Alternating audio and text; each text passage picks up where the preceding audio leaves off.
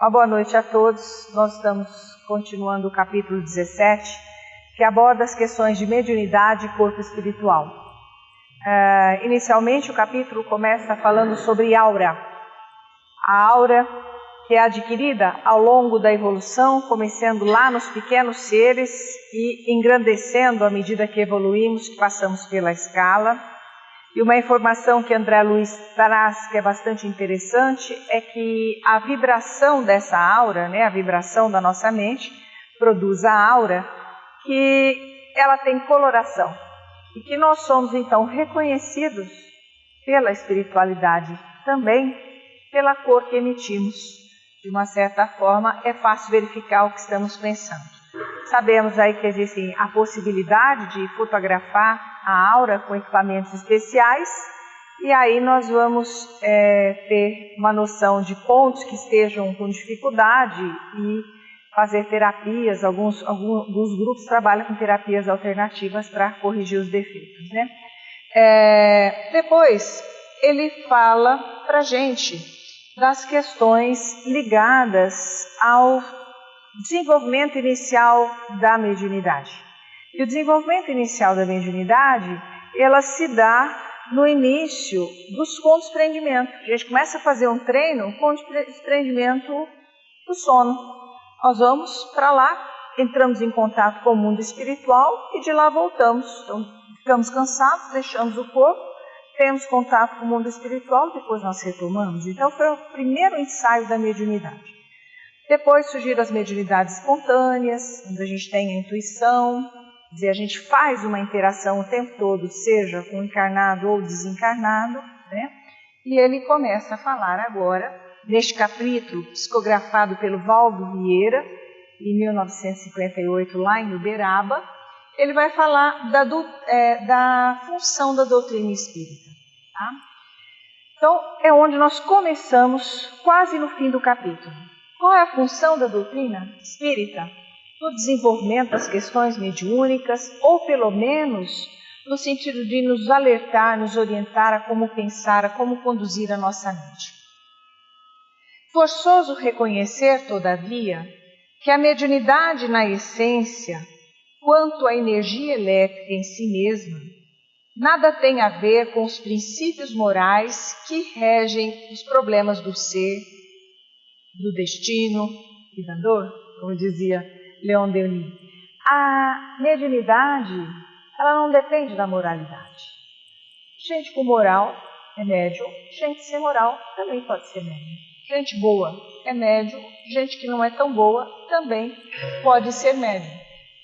Dela podem dispor, pela espontaneidade com que se evidencia, sábios e ignorantes, justos e injustos, expressando-se-lhe deste modo a necessidade de condução reta, quanto a força elétrica exige a disciplina a fim de auxiliar.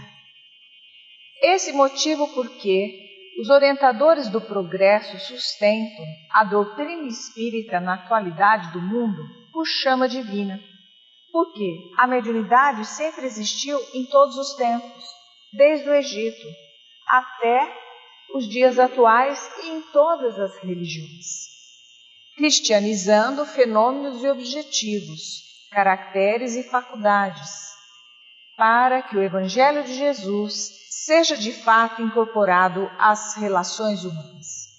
Como nas intervenções cirúrgicas em que os tecidos são transplantados com êxito para a maioria das condições orgânicas, é indispensável nos atenhamos ao impositivo das operações mediúnicas, pelas quais se efetuem proveitosas enxertias psíquicas, com vista à difusão do conhecimento superior.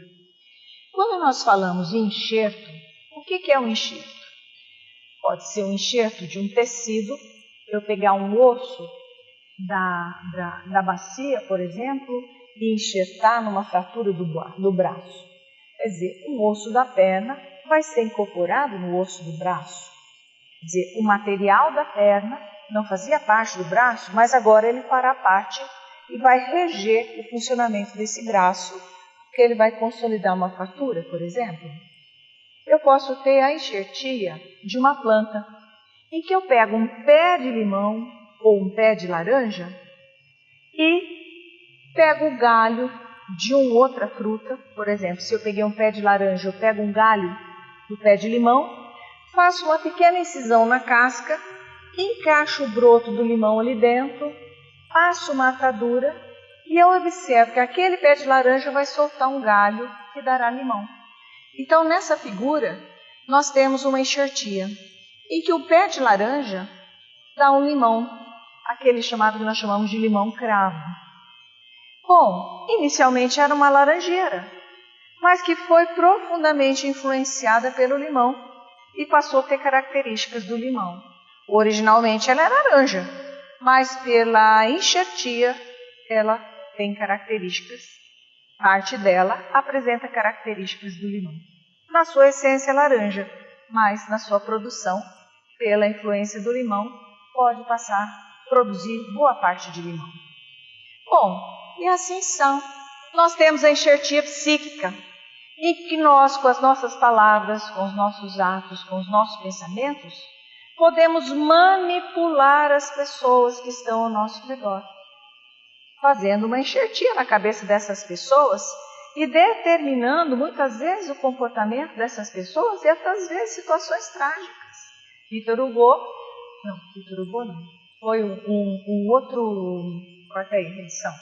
O outro tem um famoso escritor alemão, não me recordo o nome agora, fugiu, depois vi um pouco bem, em que ele psicografou uma das suas obras e contava histórias de um jovem, as venturas e desventuras amorosas de um jovem. E foi um livro que impressionou multidões no século que ele foi produzido, da juventude, e levou ao suicídio em massa da juventude naquela época. Recentemente eu vi uma notícia publicada no Rio de Janeiro, que o livro dele continuava causando impressões e levando jovens ao suicídio. Tamanho era o encantamento que ele gerou nas suas palavras. E Pedro não li o livro, mas acho que o personagem se suicida e todo mundo ficava motivado. E quando existia o suicídio, quando não está muito firme nos seus propósitos, a juventude acabava se perdendo.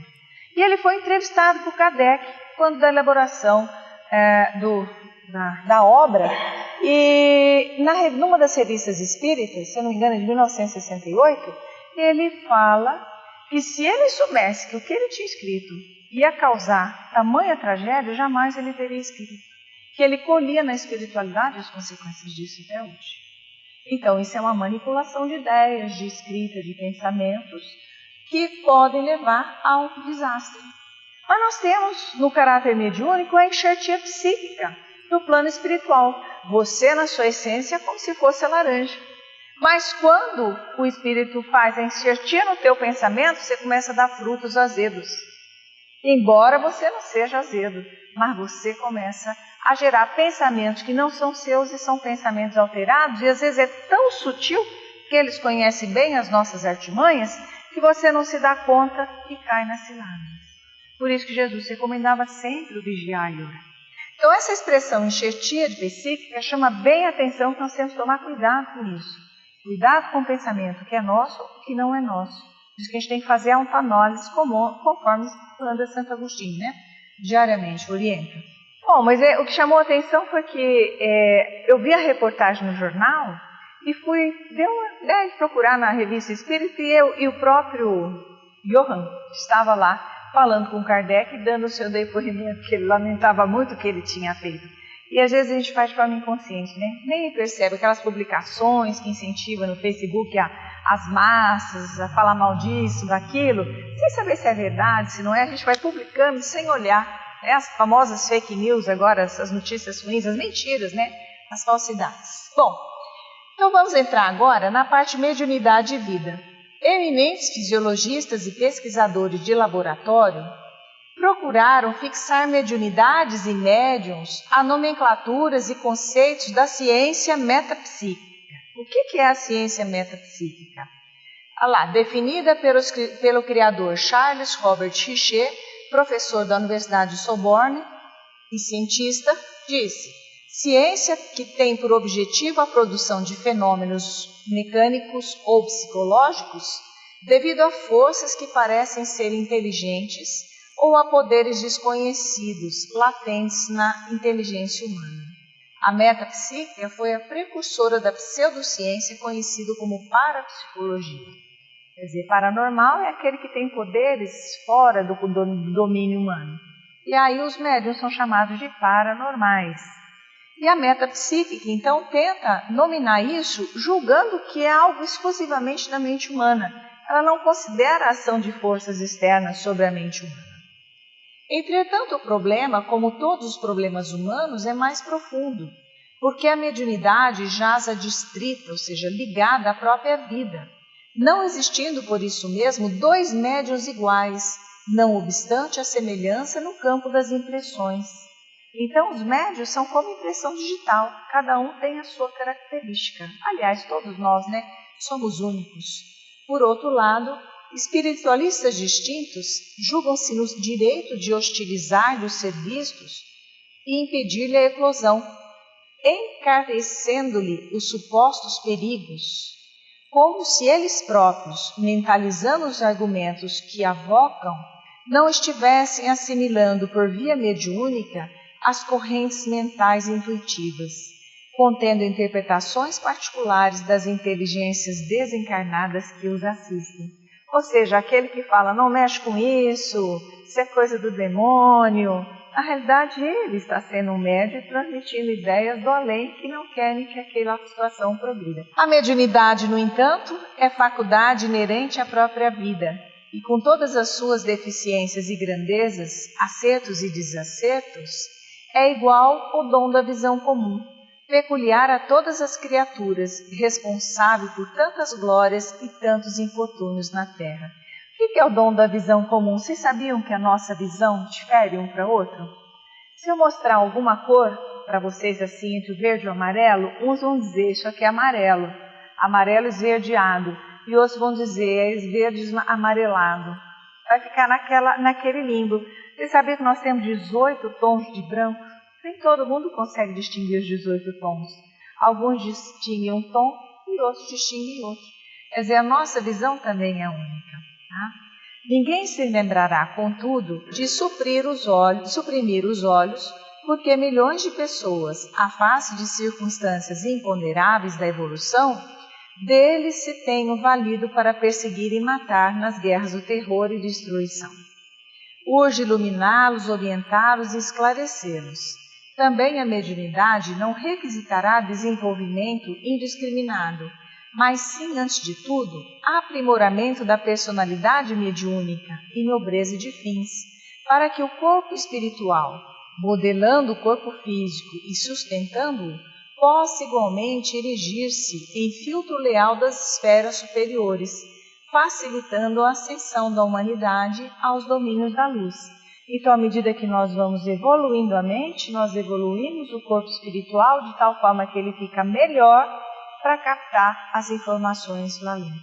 E é interessante, quando a gente começa a fazer mais prece, quando a gente sintoniza mais com Jesus, nós ficamos mais intuitivos. As coisas começam às vezes a dar mais certo, a gente capta mais o além. Agora, quando a gente se distancia da religião, as coisas ficam bem difíceis. E ontem eu recebi uma visita em casa de um rapaz que era espírita, foi criado no meio espírita, se casou com uma moça de outra religião, ele acabou se dissociando do espiritismo para poder salvar o casamento e, num determinado momento, ambos se dissociaram da outra religião também e agora estão se separando. Estão numa situação assim de conflito brutal e cada um querendo ir para o seu canto, com filhos na época da adolescência, uma situação triste. Eu falei, será que não tem nenhuma influência? Eu falei, que religião você tem? Aí ele me contou, que ele estava numa outra religião, mas que ele era de origem espírita. Eu falei, será que não tem nenhuma influência aí nessa tua relação? Ela falou, já percebi que sim. Eu falei, e a prece? Eu preciso voltar a orar. Quer dizer, depois que as coisas acontecem, que a gente vai refletir que talvez pudesse ter impedido, E aí fica uma lembrança querida de Valdo Vieira, jovem ainda, ao lado de Chico Xavier, com Herculano Pires no bate-papo lá em Minas Gerais. Agora nós vamos falar sobre o sexo, tá? e o corpo espiritual, que é o capítulo 18. Mas nós vamos começar com o sexo dos bichos. Se vocês acharam que a gente ia começar com a sexualidade humana, vocês enganaram. Porque do mesmo jeito que a gente começou, e nós vamos falar aqui do sexo das galinhas na aula de hoje. Por isso que essa figura foi eleita para a gente começar o nosso capítulo, né? Ele vai apresentar agora, no próximo capítulo, o desenvolvimento da sexualidade. Da mesma forma que nós vimos o desenvolvimento do cérebro ao longo da escala evolutiva, que nós vimos o desenvolvimento do aparelho digestivo, do sistema circulatório, ele quase não discutiu nada sobre a sexualidade, porque ele guardou para esse capítulo, né? Guardou melhor para o final, praticamente. Nós estamos a 2 capítulos do encerramento desse livro, certo? Então, lógico que este capítulo foi lá de Pedro Leopoldo, psicografado pelo Chico. E é um belíssimo capítulo, tá? Um capítulo muito legal. No dia 30 de março de 1958, completando então 60 anos que esse capítulo foi escrito. Então ele vai começar a discutir o hermafroditismo e a unissexualidade. Quer dizer, hermafroditismo é quando você tem os 2 sexos no mesmo corpo, tá? E a homossexualidade é quando você tem ou macho ou fêmea. Examinando o instinto sexual em sua complexidade nas linhas multiformes da vida, convém lembrar que por milênios e milênios, o princípio inteligente se demorou no hermafroditismo das plantas, como por exemplo nos fanerógamos, em cujas flores os estames e pistilos articulam respectivamente elementos masculinos e femininos. O que é um fanerógamo? São as plantas que dão flores e as plantas que dão semente. Tá? Então, as plantas, elas têm a sexualidade já definida nas suas estruturas. Então, ele fala de estames e ele fala de pistilo. O que é isso? O estame é essa estrutura aqui, tá? Essa estrutura aqui fininha, olha, tá? O pistilo é essa estrutura. E todo mundo já brincou, quando criança, pelo menos, com os pistilos de algumas flores, principalmente dos hibiscos, né? Que as meninas gostavam muito de se enfeitar com essas coisas quando criança. Pelo menos meu tempo era assim, né? Recentemente. E aqui nós temos os óvulos. Os pistilos fornecem o espermatozoide, que é a parte masculina da planta. E os ovos aqui no interior dessa planta corresponde então ao ovário, que permite a fecundação pelo pólen e o desenvolvimento do fruto, e em seguida da semente. Essas são expressões que ele vai usar. Então, nas plantas criptogâmicas, celulares e vasculares, ensaiar analogamente a reprodução sexuada na formação de gametas, anterozoides e osfera. Quem são essas plantas criptogâmicas? São os musgos, são os cogumelos e são as samambaias. Quem nunca virou a folha de uma samambaia no avesso e não viu umas bolinhas pretas? Ali estão os órgãos reprodutivos da samambaia, tá? Então, quando ele fala dessas expressões, olha, o anterozoide são os esporos que estão presentes nessa bolinha. Dá para ver a microscópio, né? A oosfera fecunda os anterozoides com a oosfera, que seria o óvulo. O anterozoide representa, então, o espermatozoide da samambaia, e a oosfera, o óvulo, fecunda, dá um zigoto que forma o que nós chamamos de esporófito, que germina e dá uma nova samambaia. Então ele está falando o seguinte, que desses gametas, o anterozoide e a oosfera, que muito se aproximam ao dos animais e cuja fecundação se efetua por meios análogos ao dos que observamos nesses últimos seres. Então lá nas plantas começaram os ensaios para o desenvolvimento do espermatozoide e do óvulo, tudo numa estrutura só. Depois de muitas metamorfoses, ou seja, de muitas transformações que não cabe no estudo sintético quanto o nosso, caminhou o elemento espiritual na reprodução monogâmica entre as vastas províncias dos protozoários e metazoários, com a divisão e gemação entre os primeiros, correspondendo à cisão ou à estrobilação dos segundos. Então ele está dizendo o seguinte: protozoários, quem são essas criaturas? Giardia intestinalis, é o nosso verme que dá a giardia, difícil de ser combatido, que transmite pela água, né? Trichomonas vaginalis é aquele elemento que incomoda as mulheres com a tal da vaginite, da candidíase. Nós temos aí Trypanosoma gambiense, que é o responsável também por doenças graves do aparelho circulatório. E a leishmania, que é responsável pela leishmaniose, que hoje já está começando a atacar os nossos cachorros e depois a espécie humana com a transmissão pelo intermediário, mosquito, né? Aqui é uma fotografia microeletrônica de um protozoário. Nós temos ele todo cheio de pelos que auxilia a sua movimentação. E os metazoários são mais evoluídos. Então, os protozoários, inicialmente, eles se dividiam em dois, tá? Os metazoários já passam a ter a partição, gerando espécies novas, de uma forma diferente. Então, quem são? Olha, a água-viva, nós temos os vermes plateumintos, aí nós precisamos de dois para se separar, os caramujos, nós temos aqui uma série de bichos do mar que eu, como não gosto, não sei reconhecer para vocês, tá certo?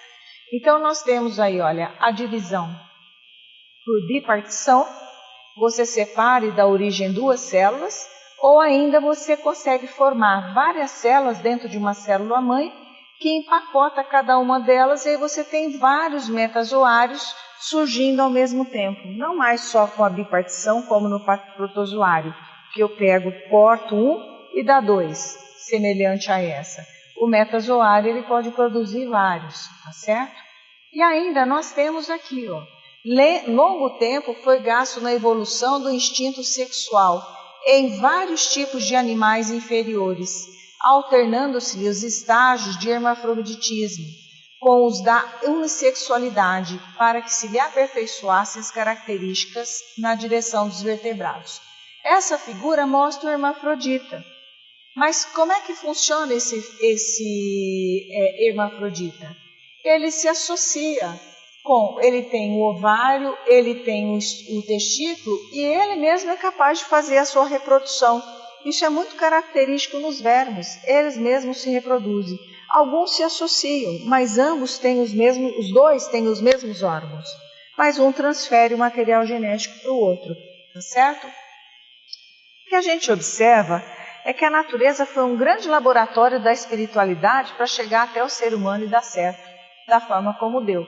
Foi um treino que foi sendo feito ao longo dos anos. Então, o hermafroditismo potencial. Gradativamente aparecem novos fatores de diferenciação, guardando-se, no entanto, os distintivos essenciais, como podemos identificar ainda agora no sapo macho adulto, o hermafrodita potencial, apesar dos sinais masculinos com que se apresenta, sabendo-se que carrega na região do seu testículo, positivamente acrescido, um ovário elementar aderente, conhecido como corpo de Bidder.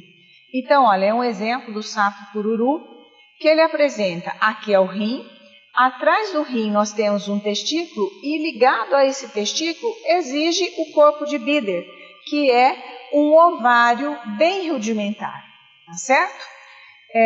Se estiparmos o testículo do ovário atrofiado,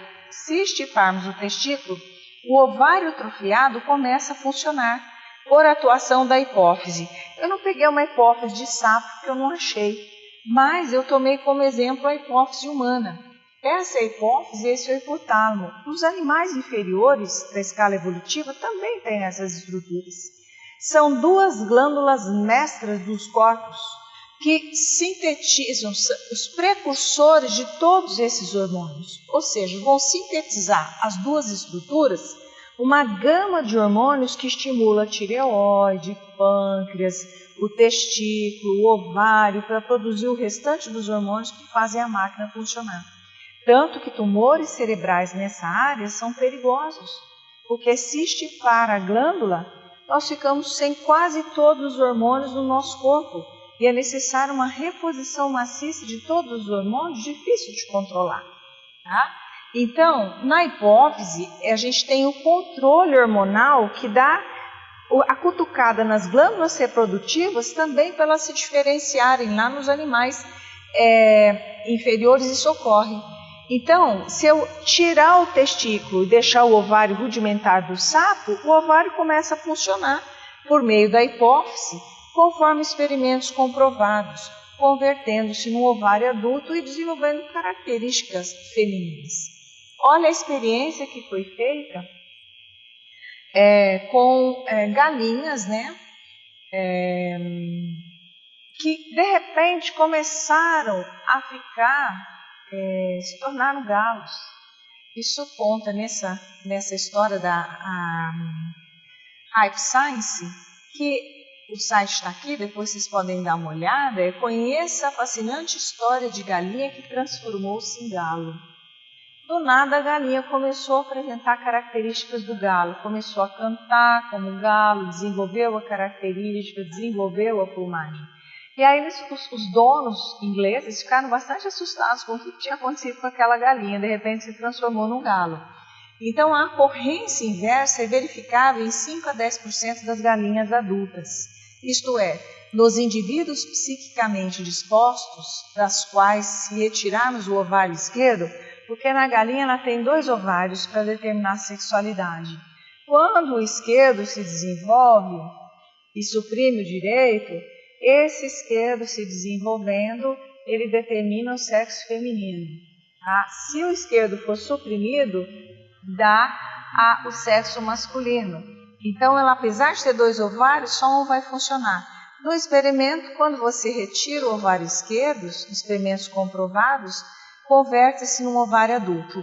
Também consideravelmente desenvolvido, o ovário direito rudimentar transubstancia num testículo, que se vitaliza e cresce na sua parte medular, até então inibida pelos ovários do ovário esquerdo.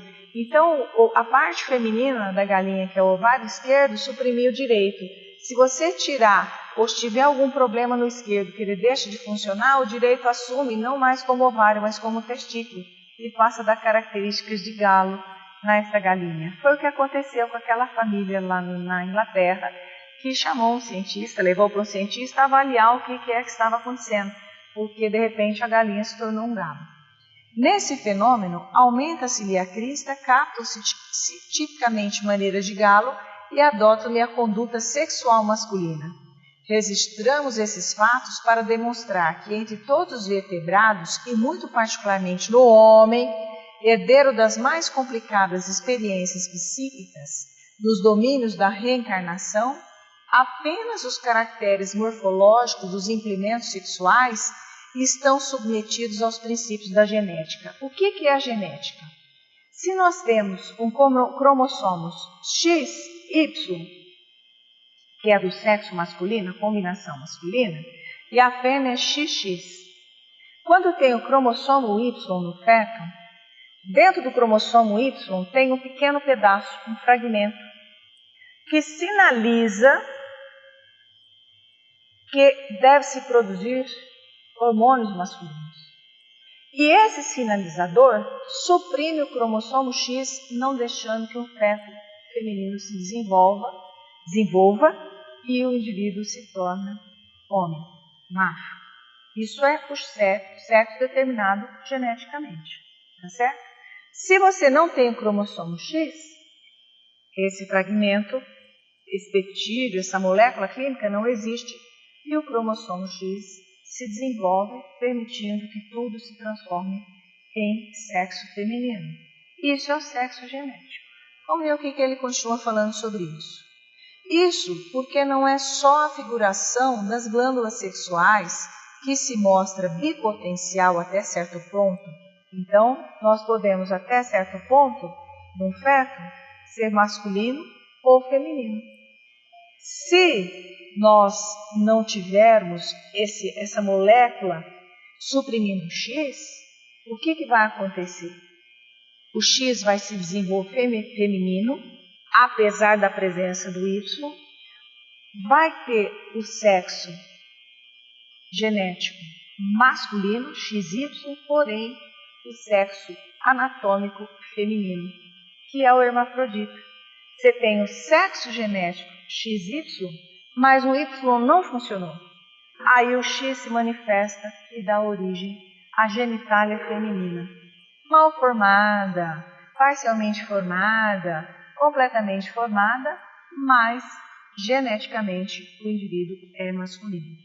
Então ele diz que nós temos bipotencialmente as duas sexualidades.